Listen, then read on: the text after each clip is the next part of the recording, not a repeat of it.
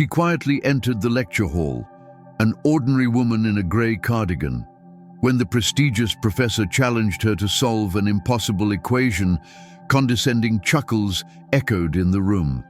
Everyone was ready to witness a historic moment in mathematics and perhaps the most satisfying lesson ever delivered at this university.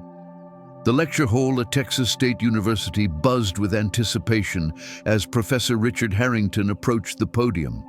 His reputation spoke for itself, a distinguished mathematician, head of the department, notorious for his disdain towards those he deemed intellectually inferior.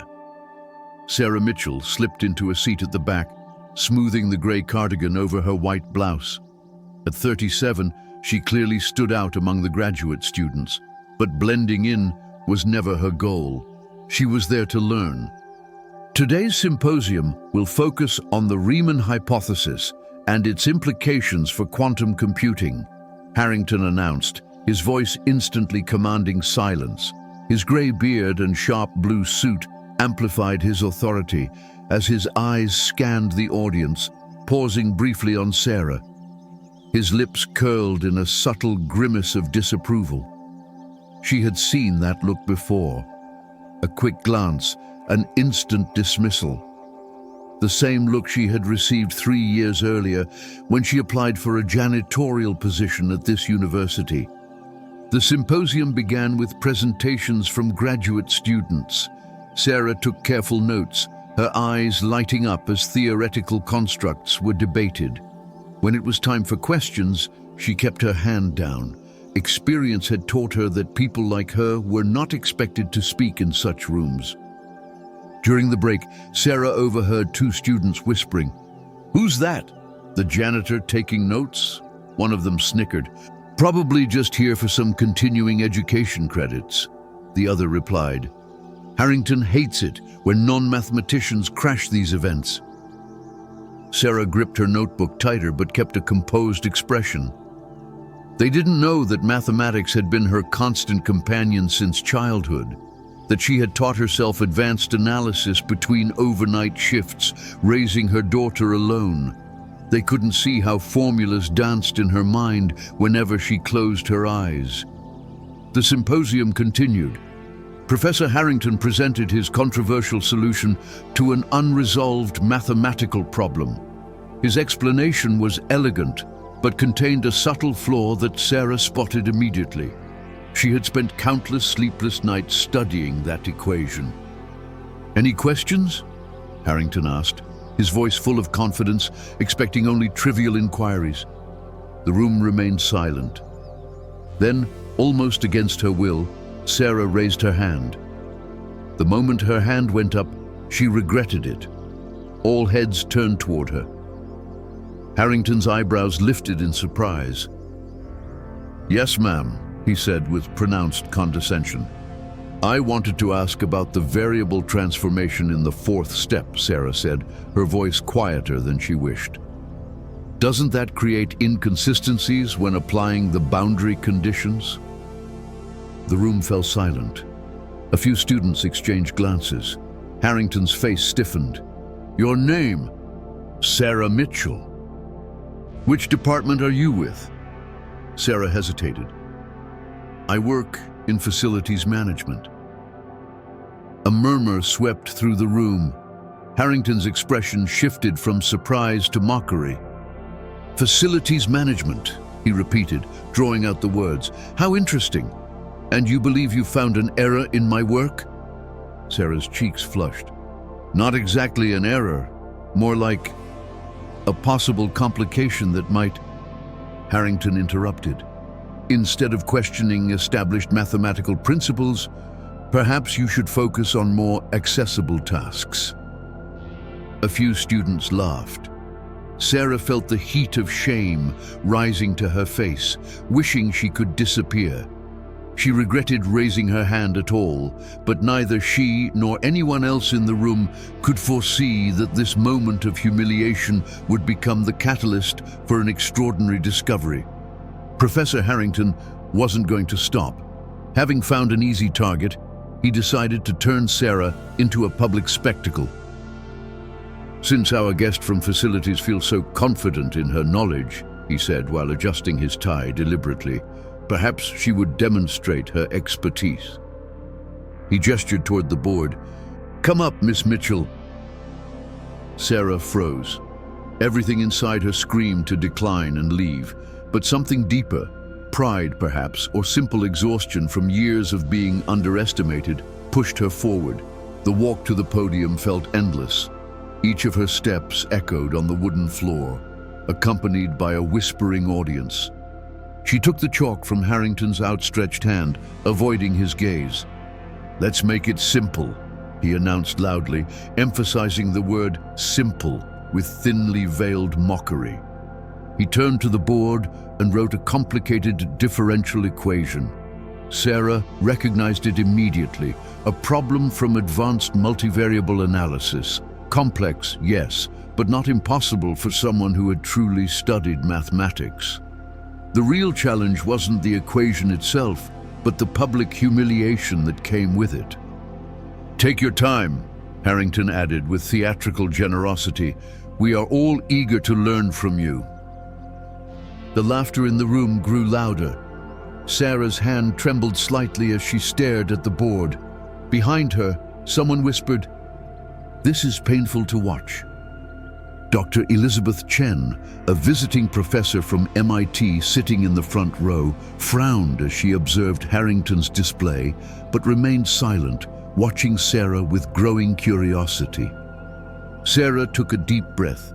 The numbers and symbols on the board started to arrange themselves in patterns, familiar from her childhood.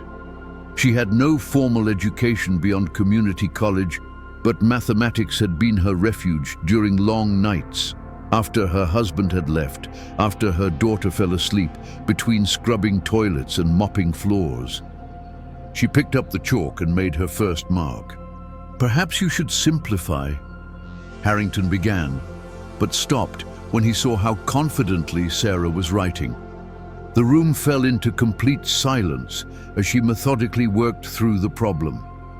Her initial nervousness vanished as she surrendered to the elegant dance of mathematics. She was no longer in a room full of judgment. She was in her own world where numbers always made sense. Within 2 minutes of absolute silence, Sarah finished the last step, set the chalk down, and stepped back. Harrington stared at the board. His expression shifted from smugness to confusion. He carefully examined her work, searching for mistakes but finding none. The solution was not only correct, but executed with unexpected elegance. "It's correct," he admitted reluctantly, "though anyone familiar with the basics of analysis could have managed." Dr. Chen raised her eyebrows slightly and exchanged glances with a colleague. Not willing to surrender so easily, Harrington quickly erased the board. "Let's try something more challenging," he said, his voice tinged with tension. "Something from my current research." He wrote a new equation that Sarah didn't recognize at first glance. This was cutting-edge theoretical work, typically published only in specialized journals.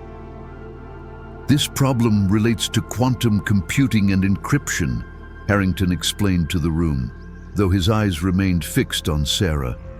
"If you'd prefer to return to your seat, I would understand."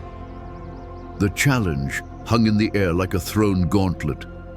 The room held its breath, expecting Sarah to retreat, but instead, she reached for the chalk again.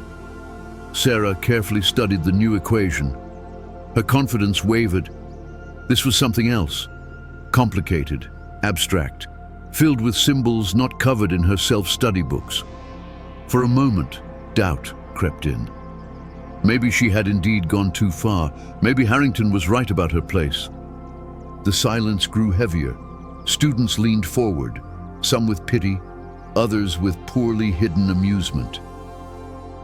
"As I suspected," Harrington said, extending his hand for the chalk. "Perhaps we should proceed with the symposium." "Wait," Sarah said softly, sliding the chalk away from his hand. Something clicked, a pattern amidst the chaos of symbols.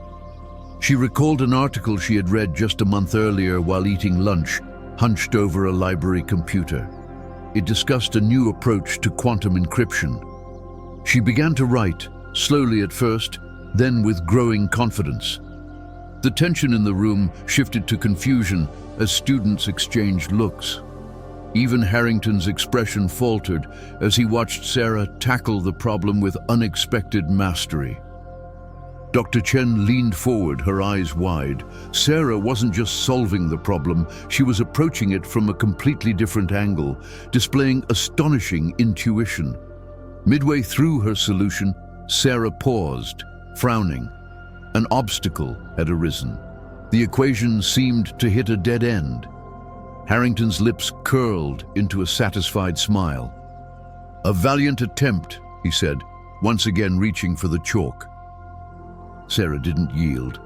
She stared at the board, her mind working at full capacity. Everything else faded. Only the problem remained.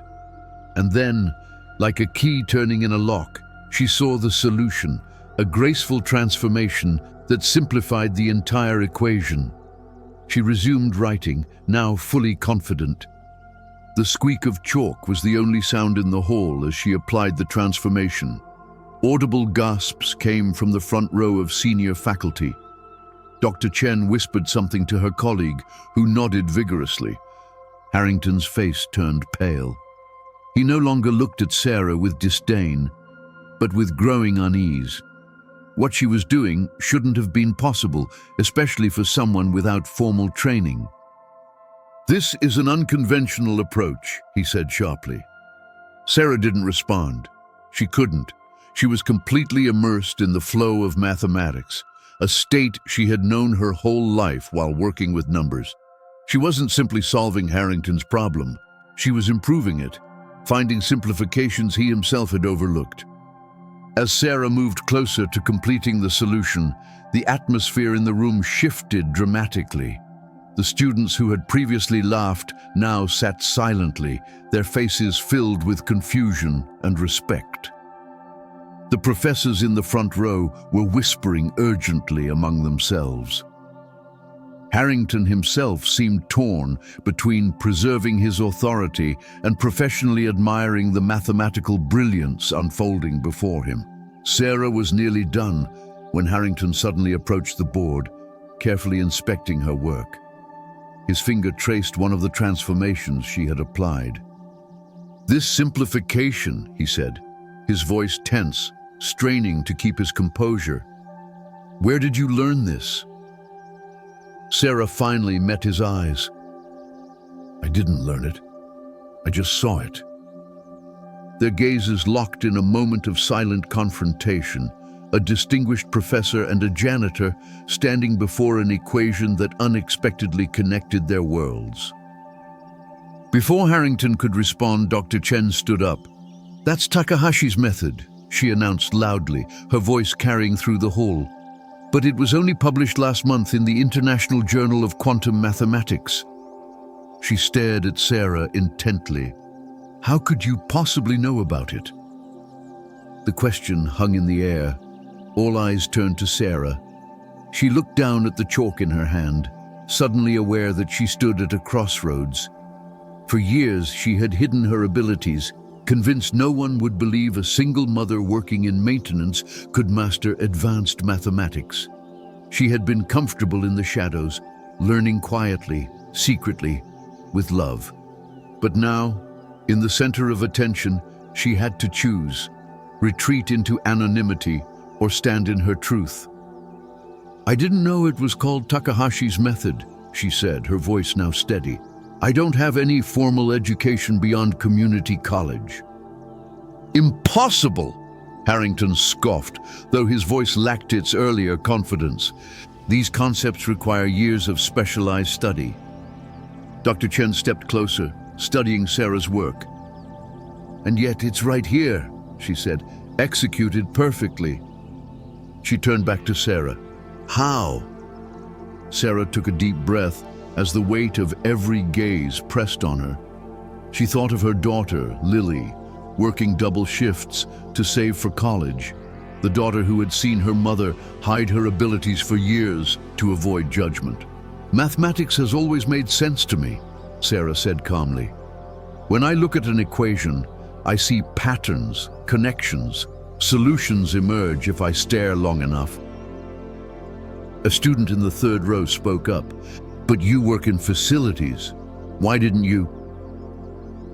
"Because life happens," Sarah interrupted, her voice firm. "I had my daughter young. Her father left. I needed a stable job with health insurance." She gestured toward the partly completed solution. "This doesn't pay the bills or provide coverage for a child." The hall went silent, confronted with her reality. "But why attend the symposium?" Harrington asked, this time without condescension, genuinely puzzled. Sarah met his gaze. "Because I love mathematics. Because learning doesn't stop when life gets hard." The chalk in her hand suddenly felt heavy as she turned back to the board. The unfinished equation waited, like a choice that could change her entire life. She could stop, return to her seat, and disappear once more into predictability. Or finish what she had started, and finally reveal the mind she had kept hidden for so long. She raised the chalk and faced the problem again. Her hand no longer trembled. "I'll finish this," she said quietly, more to herself than to the audience. With that simple declaration, Sarah Mitchell stepped into her power, ready to show these elite minds what a humble janitor was truly capable of. The hall was completely silent. The scratching of chalk on the board sounded like thunder. Her mind cleared. She re-entered the world of pure mathematics, where social hierarchies and degrees meant nothing compared to the democracy of the correct answer. She completed the solution with grace, her hands steady. Reaching a particularly difficult section, she paused, tilted her head slightly, and suddenly shifted her approach, making a variable substitution that simplified the equation. Dr. Chen gasped. "She's using dimensional analysis to resolve quantum dispersion," she whispered to her colleague. "I've never seen anyone approach it like this."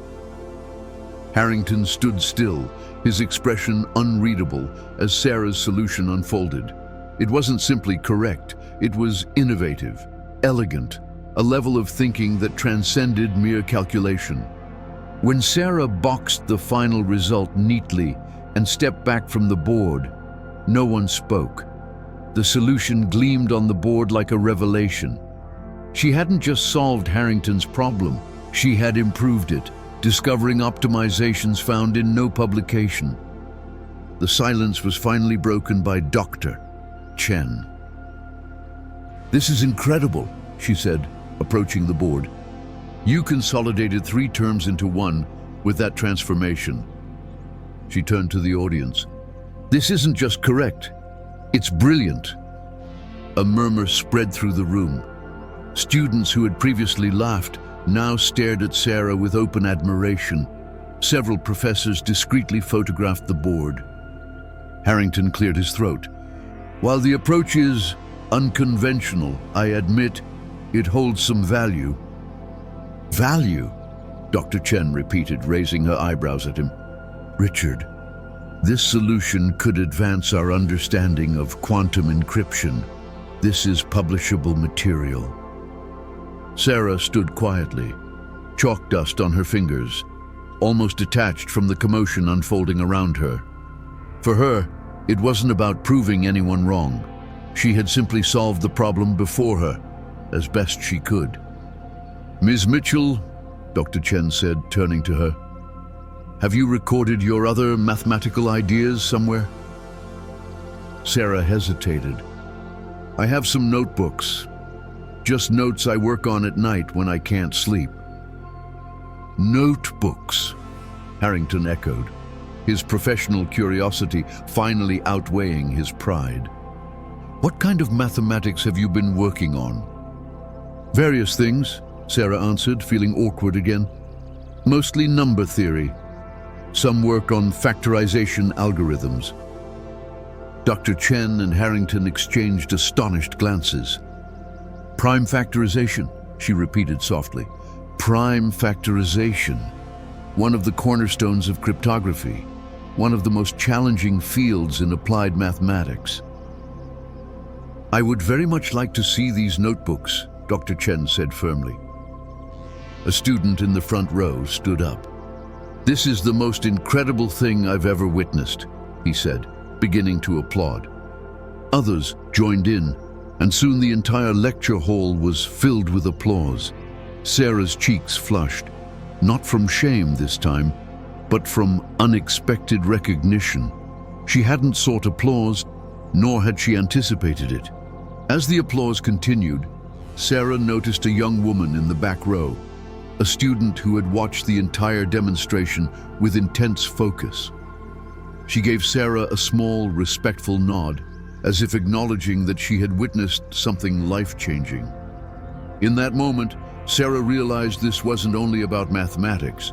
She had become visible, truly visible, perhaps for the first time in her adult life. Her knowledge, her mind, her potential had stepped out from the shadows into the light. The applause eventually faded, but something in that room had changed forever. Not just for Sarah, but for everyone who had witnessed her transformation from invisible to extraordinary. The symposium had ended an hour earlier, but the lecture hall remained full. Professors and graduate students surrounded Sarah, peppering her with questions about her mathematical ideas. Dr. Chen remained close by, almost protectively. Your intuitive grasp of multidimensional analysis is remarkable, said a professor of quantum computing. Have you ever considered formal study? Sarah smiled sadly. I have thought about it, yes. But being able to afford it? No. Across the room, Professor Harrington was deep in an animated discussion with the department chair, gesturing emphatically and occasionally glancing in Sarah's direction. His former arrogance had been replaced by something more complex, reluctant professional respect, tinged with defensiveness. Dr. Chen gently touched Sarah's arm. We need to talk about your future, she said softly. MIT has fellowship programs for exceptional cases like yours. Sarah looked at her in disbelief. MIT? Me? Talent like yours is rare, Dr. Chen said. To ignore it would be a crime against mathematics. The crowd parted as Professor Harrington approached them. His gray beard trembled slightly as he worked to contain his emotions. Mitchell, he said formally, the department would like to review your notebooks if you're willing. There may be opportunities to discuss. His words were measured, cautious. It wasn't quite an apology, but for a man like Harrington, it was almost the same. Sarah nodded. I'll bring them tomorrow. I will personally review them, Doctor, Chen interjected sharply, giving Harrington a piercing look that made him purse his lips. As the crowd gradually dispersed, Sarah gathered her belongings. 5 missed calls from the babysitter lit up her phone. Real life, tugging her back to the ground, as always. The tough reality that had always limited her mathematical journey was still waiting for her. Just as she was about to leave, the young student who had nodded earlier approached her hesitantly. Ms. Mitchell, she said softly, I'm studying engineering, and I just wanted to say thank you. For what? Sarah asked, surprised. For showing that where you start doesn't define what you know, the student said, her eyes glistening with tears. I'm the first in my family to go to college. I'm from a small town. People make assumptions about me too. Sarah felt something warm unfold inside her. She hadn't realized the kind of impact she might have on others. Outside, the evening air felt different, filled with possibility.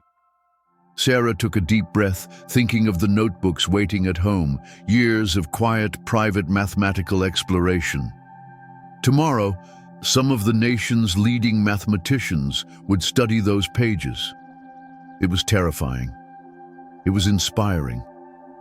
For the first time in years, Sarah Mitchell allowed herself to envision a different future, a future where she would be defined not by her uniform, but by her mind. 6 months later, Sarah Mitchell stood in front of a different classroom. The room was smaller, but filled with eager faces. She was explaining a complex theorem, the sleeves of her gray cardigan rolled up as she wrote confidently on the whiteboard. There was no hesitation now, no apologies for taking her place. Her life had changed at dizzying speed. After that symposium, Dr. Chen had quickly arranged an emergency fellowship, recognizing that such talent couldn't be lost to formalities. 2 of Sarah's theoretical papers had already been published, with her name listed first among the authors. Even Professor Harrington had come around, though it took time and several faculty votes. Now he begrudgingly acknowledged her contributions, especially after her work on quantum encryption attracted attention from research institutes across the country. But the biggest change was within Sarah herself. She no longer hid her intellect or passion. She spoke with confidence, knowing her worth was measured not by degrees, but by the strength of her mind. Her daughter, Lily, had transferred to a university on a full scholarship. Inspired by her mother's example, she was now pursuing her own dreams unapologetically. As Sarah wrapped up her explanation, a student hesitantly raised her hand. A young woman with uncertainty in her eyes, but determination behind her question. Sarah immediately called on her, remembering all too well what it felt like to be overlooked. "Never be afraid to raise your hand," Sarah told the class. "The question you're scared to ask might change everything, not just for you, but for everyone in this room." If Sarah Mitchell's journey, from invisible to exceptional, touched your heart, remember, geniuses often hide in the most unexpected places. It's usually circumstances, not lack of ability, that conceal them. Who in your life might be underestimated right now? Share your stories of hidden talent. Let us know where you're reading from. If you enjoyed this story of recognition and transformation, subscribe to hear more incredible moments that change lives.